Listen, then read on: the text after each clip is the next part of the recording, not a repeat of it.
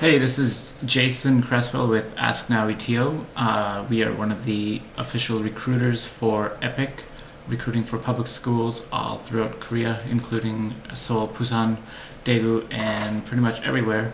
And what we're going to do today is go through the application form that must be submitted to get an interview with EPIK in order to get one of their jobs. So what we're going to do is go through pretty much step by step what is required on the application form and what things to watch out for when submitting it, because if you make a mistake and we submit it, then EPIK will reject it and we're going to get in trouble. You're not going to move ahead with the interview and things just go badly. So there are a lot of places to make mistakes on the application form. If we go through everything before filling it out, then you should be able to submit a perfectly well done form, which will help us, save us some time, save you some time, and help you get your position. Alright, if you don't have your application form in front of you right now, you should pause this and go get it, because we're going to go through it and you should have it right in front of you. So pause, and now you're back, and now we are going to get started. First, the name. That's pretty simple. Next to the name, you see the place to attach your picture. This is the first place where mistakes can be made.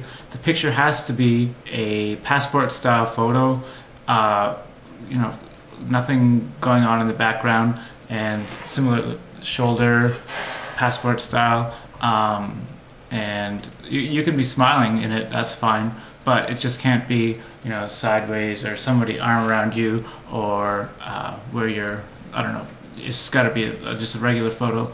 And they look at this and it does, make a little bit of a difference.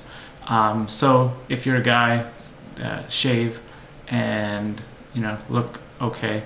Try to make yourself look a little bit friendly and not too scary.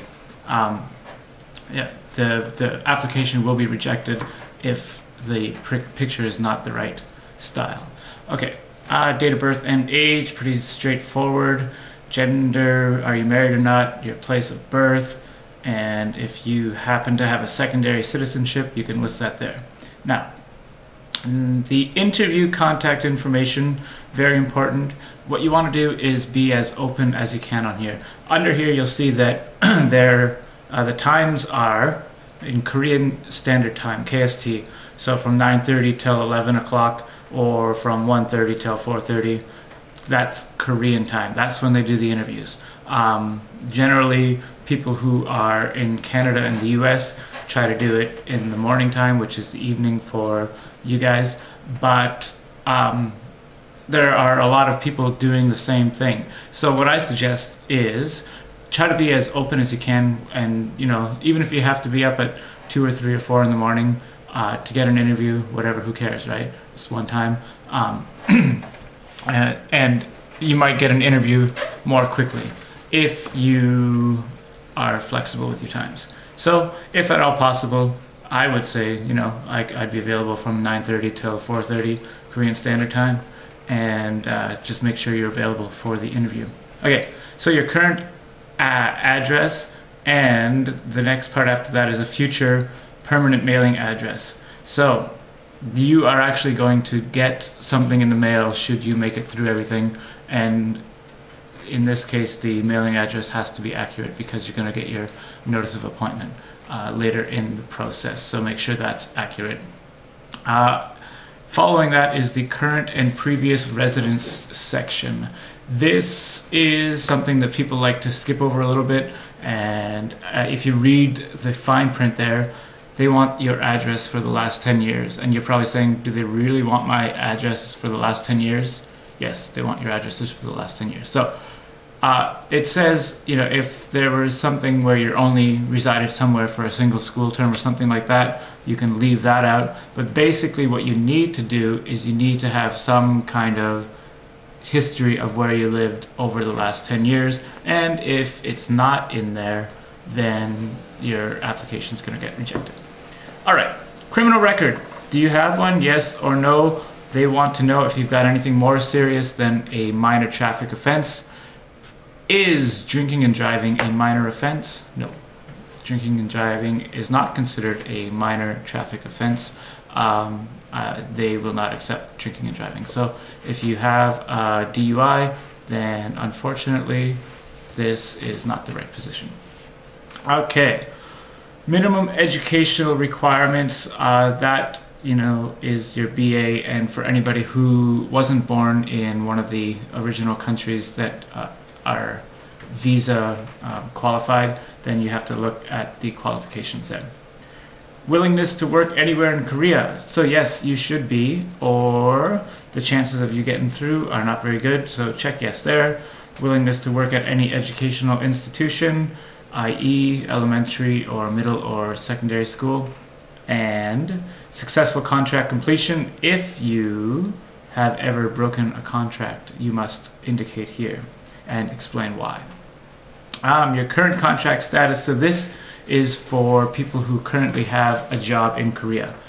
Show when you will be ending your contract, and it must allow you to work with the timing for EPIK. Okay, next we have your educational background. Again, it's kind of like the address here. People look at it and be like, do they really need to know my elementary school, the name of it, where it was, from what date to what date? It's like if I try to remember that, I have a hard time too. But once again, you need to fill this out accurately, and it has to make sense. If there are dates missing or if there's a big gap somewhere, then that's a red flag for them and it's not going ahead. So make sure to fill out everything and in good detail. And then for your degree and major, they also want your GPA or percentage. So your grade point average or an approximate percentage. I know in the UK things are a little bit different with that, but basically what you need to know is what was the overall grade that you got, and it can be slightly approximate as long as it's not too far off.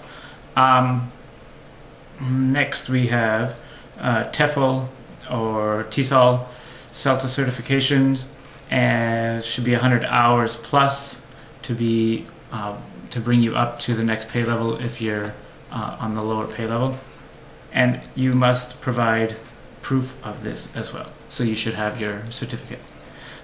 Teaching certification, license, and credentials. If you are a certified teacher, you can fill that in. And contact information for the letters of reference. On another video, we're going to talk in detail about the letters of reference. Here, you need to write the name and from what institution or what position or what job, their relationship to you, and all of the contact information for the people that you sent the letters of reference for. Okay, non-teaching work experience, fill it in accurately. Full-time teaching experience at accredited institutions, so list the full-time stuff. Just read through the details there of what you're supposed to put if you've had teaching experience. Contact information for full-time teaching experience in Korea. If you have taught in Korea before, you must put the name of the place and the director's name and the phone number and an email address. And that is because they will check, and they want to know, especially for people who have worked in Korea before, was it a successful placement? Were you a good teacher, or were you a pain, or what were you? Sorry. Okay. Part-time student teaching or tutoring experience. If you have some of that, that is also helpful, so you can put that in there. Salary level. If you go to our website, www.asknow.ca/epik.aspx, which you probably have already seen, you will see, if you scan a little bit down, the different levels of qualification for your pay. So make sure you put the correct one, please. All right, moving on.